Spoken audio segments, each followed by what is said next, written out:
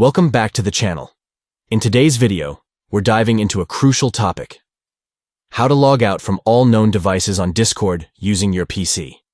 This feature is especially handy if you suspect someone else might be using your account, or if you simply want to ensure your security after using a shared device. Let's get started. First, go ahead and launch the Discord application on your PC. Once you're logged in, look for the gear icon located at the bottom left corner of the window. This icon represents User Settings. Click on it to access various account options. Now, in the Settings menu, scroll down the sidebar until you see the Devices option. Click on it to view all the devices currently connected to your Discord account. Next, you'll see an option that says Log out all known devices.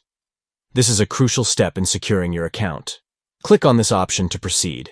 Once you click that, you'll be prompted to enter your password. This added layer of security ensures that only you can make this change. Type in your password carefully and hit enter. Finally, click on the Next button.